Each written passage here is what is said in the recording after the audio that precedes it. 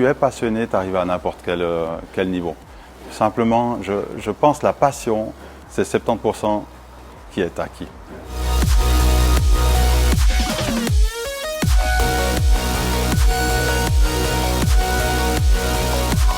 Quand j'étais petit, j'ai toujours travaillé, soit avec mon papa, soit avec mon grand-papa à la forêt, dans des constructions. Et la passion pour le bois m'est venue assez rapidement. J'aimais travailler le bois. C'était vraiment une matière noble que j'adore. Donc du coup, je me suis dit que j'allais commencer un apprentissage de menuisier ou de charpentier. J'ai commencé par la menuiserie. Voilà. Et puis en faisant la menuiserie, je me suis dit que j'aurais eu plus de passion pour la charpente encore. Donc après le CFC de menuiserie, j'ai continué avec un apprentissage de charpentier. Et puis, parallèlement à cet apprentissage de charpentier, j'ai fait une maturité professionnelle technique à Sion, que j'ai réussi en parallèle. Une fois que j'avais fini les apprentissages, je suis parti à l'école suisse du bois à Bienne durant 4 ans pour redevenir technicien en construction bois. Et puis, vu que je n'avais pas encore assez avec technicien en construction bois et que j'avais l'ambition de reprendre une entreprise, de gérer des entreprises, je dirais même, je suis parti faire une maîtrise fédérale de charpente et couplé avec une formation de postgrade en gestion d'entreprise.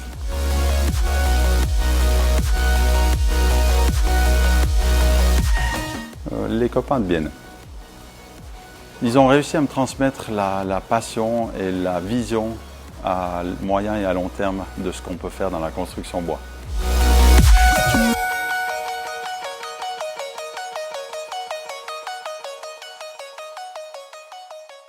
Le champ de compétences de la charpente, de la construction bois est extrêmement large.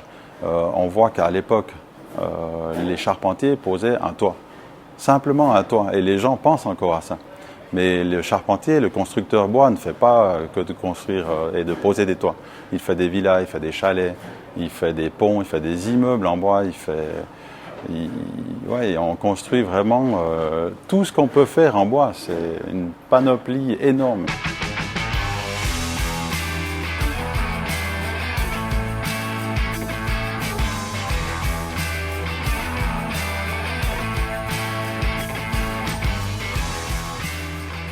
Les compétences sont extrêmement importantes pour garder surtout la qualité du travail que nous, Suisses, Valaisans, pouvons faire. On a une formation de charpente actuellement qui est quasiment exceptionnelle. Je dirais qu'on a un suivi de la formation qui est vraiment très professionnel. Et donc le but, c'est vraiment de garder la qualité du travail, la qualité des matériaux, la qualité du bois également qui nous provient autour de chez nous. Et pour moi, ça c'est vraiment très important de garder vraiment cette perfection.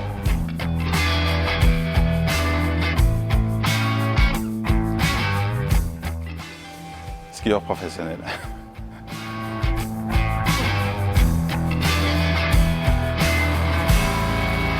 Donc pour moi, les jeunes, c'est un cadeau. Les jeunes, ils ont tout à apprendre. Ce que je fais pour les motiver, c'est que j'essaye de leur transmettre ma passion et mon envie d'aller de l'avant. Je leur dis tout le temps, si vous avez un boulot qui vous passionne, se lever le matin, de partir au travail et d'avoir le sourire, c'est le meilleur des salaires. Ils ont la possibilité de commencer charpentier, menuisier, j'en suis clairement l'exemple, et de monter dans les échelles. De gravir les échelons, donc de se performer, de se former. Après la formation, tu peux devenir dessinateur, tu peux devenir architecte, tu peux devenir ingénieur, l'école n'est pas fermée, quoi.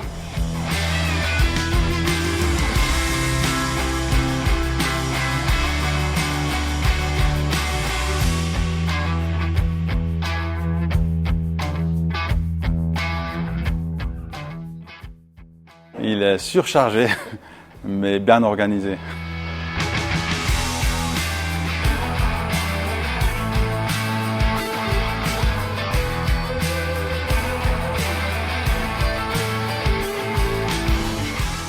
Alors, dans le domaine des valeurs humaines de l'entreprise, je pense d'être innovant, c'est plus que le patron soit au sommet et les employés soient dessous. Absolument pas. En tout cas, dans mon entreprise, le but d'être innovant, c'est que les employés se sentent liés à l'entreprise, se sentent valorisés et se sentent vraiment impliqués dans l'entreprise Et puis, pour le patron, ça fait qu'on peut leur déléguer le travail. On peut leur déléguer leur travail, on peut leur faire confiance. Et puis, pour le patron, c'est la même chose. Le patron, il doit quand même se lever, aller chercher du travail, être disponible, donc sans compter ses heures, son investissement.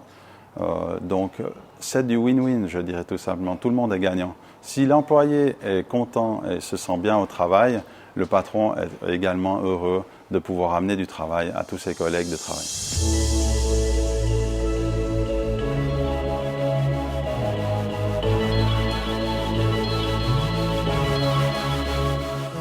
Donc, je pense que rien que de construire avec des artisans valaisans ou suisses vous amène déjà rien que le plaisir de faire travailler et de faire tourner l'économie du coin où vous vivez, quoi.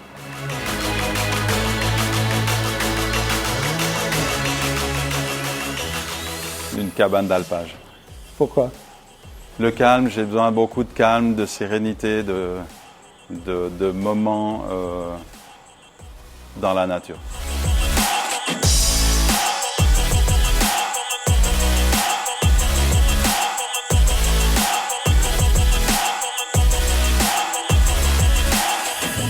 Ma plus grande fierté, c'est d'avoir pu créer 3 entreprises.